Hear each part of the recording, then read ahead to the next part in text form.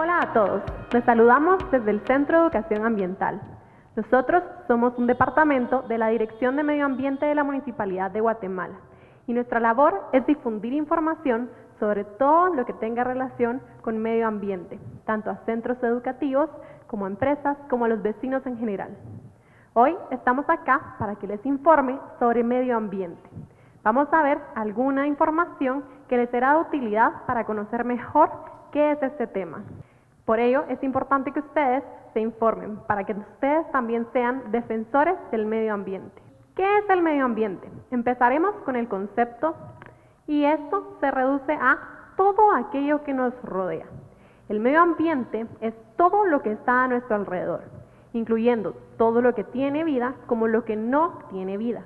Es por ello que el medio ambiente implica tanto factores bióticos como abióticos.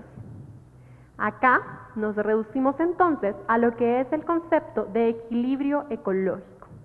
El equilibrio ecológico hace referencia a la armonía entre los factores bióticos y abióticos.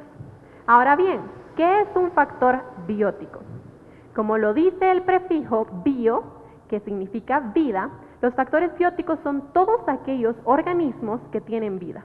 Por ejemplo, las aves, las ardillas, los microorganismos. Por otro lado, tenemos todo lo que son los factores abióticos, que como también lo dice el prefijo a, que significa sin vida. Es decir, todos aquellos organismos o todos aquellos componentes que no poseen vida. Por ejemplo, el agua, el aire, las rocas y demás. Veamos, por ejemplo, en esta imagen. Observamos que hay una casa, hay un riachuelo, hay bosques y árboles y hay montañas. Dentro de esta imagen podemos observar, por ejemplo, que los árboles, la grama, son factores bióticos del medio ambiente, mientras que elementos como lo son el agua y las construcciones son factores abióticos del medio ambiente. Acá tenemos también algunas palabras o referencias, como por ejemplo el ser humano, que sería un factor biótico, puesto que nosotros tenemos vida. Encontramos también el aire, que sería un factor abiótico. La flora y fauna, un factor biótico. El agua, un factor abiótico. Y finalmente el suelo, un factor abiótico. Cuando hablamos nuevamente de equilibrio ecológico, hacemos relación entonces a que todos estos elementos puedan estar en armonía. Es decir, que haya una relación de mutualismo o bien común entre los elementos. Ahora bien, dentro del medio ambiente también podemos explicar lo que es una cadena alimenticia. Primero es importante definir que la cadena alimenticia es un ciclo de energía, es decir, de dónde surge la energía, hacia dónde va y cómo regresa. Recordemos que la energía no se crea ni se destruye, sino que únicamente se transforma. Es por eso que en la cadena alimenticia la energía surge primero de los productores, como lo son las plantas. Las plantas, a través de la fotosíntesis, toman los nutrientes y lo transforman en alimento para poder desarrollarse y crecer. Posteriormente, estos productores, que en su mayoría son vegetación, son consumidos por organismos herbívoros. Ellos entran en una clasificación de consumidores primarios. Como lo vemos en esta imagen, por ejemplo, tenemos una flor, que sería un productor, y tenemos un consumidor primario, que es una mariposa. Las mariposas se alimentan del néctar de las flores.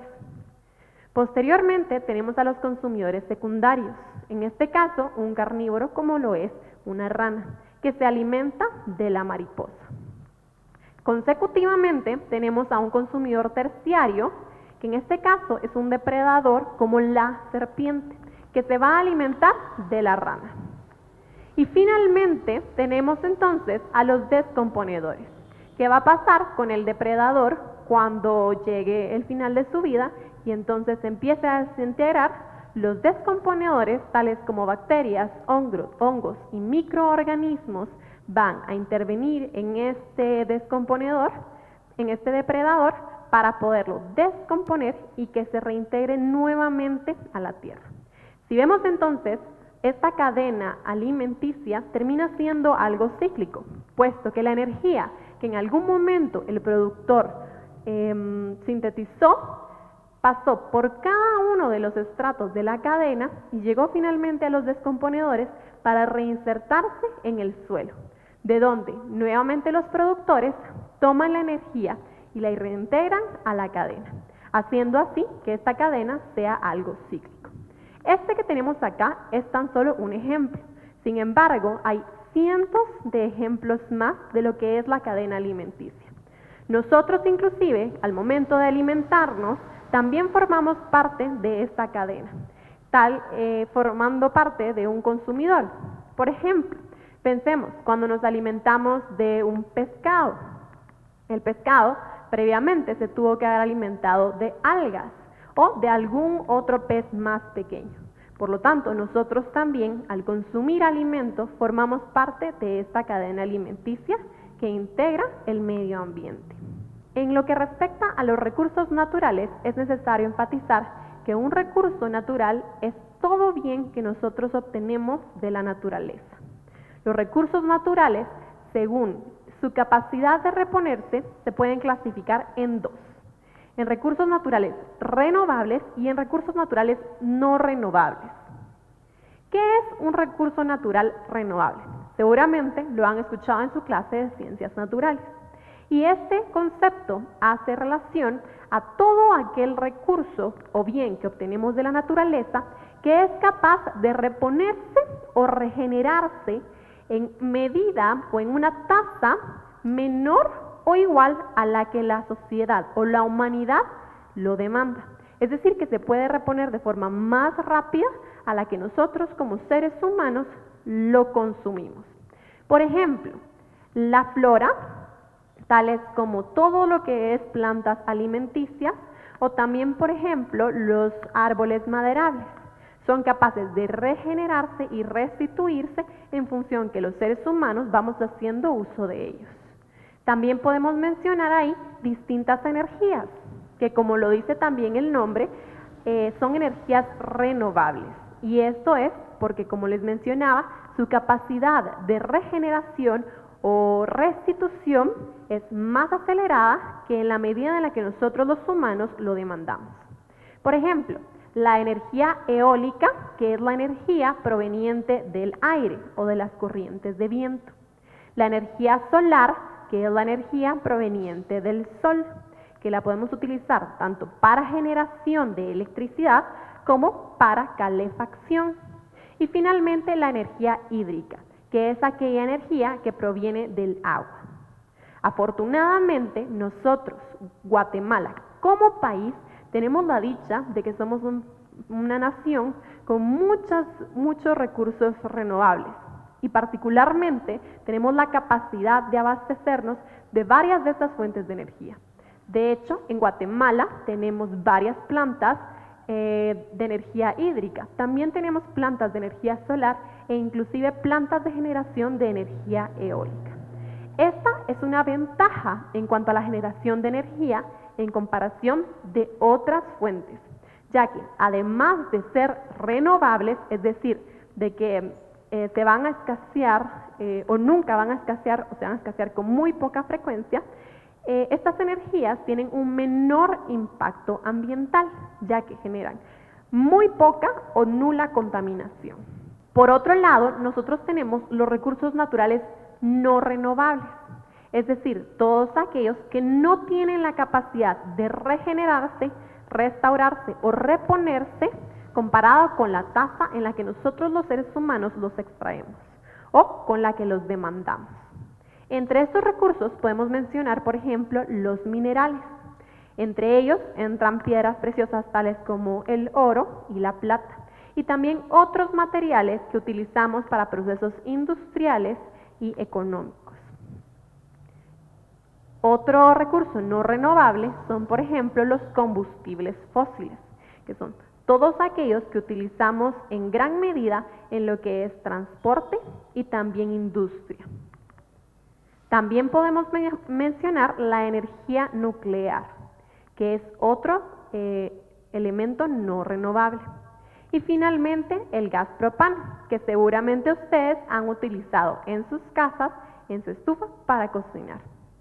Estos elementos, como les mencionaba, además de que no tienen la capacidad de regenerarse, en gran medida generan un gran impacto ambiental. Por ejemplo, veamos qué pasa para la extracción de minerales. Para nosotros poder tener algún elemento de oro, de plata, de cobre o de cualquier otro mineral, tenemos que hacer expediciones, cavar, destruir bosques para poder tener las montañas al descubierto y poder extraer esta materia prima. Esto genera un gran impacto ambiental, ya que acabamos con las extensiones verdes, con las áreas boscosas, y con ello también perjudicamos al resto de la biodiversidad que ahí se encuentra. Y si no, mencionemos también, por ejemplo, los combustibles fósiles. ¿Qué pasa, por ejemplo, cuando nosotros nos trasladamos de un punto a otro utilizando nuestro carro? Para moverse, el carro necesita gasolina. Esta gasolina viene de una extracción minera, que también implica la deforestación y movilizar gran parte de la biodiversidad que se encuentra en un punto.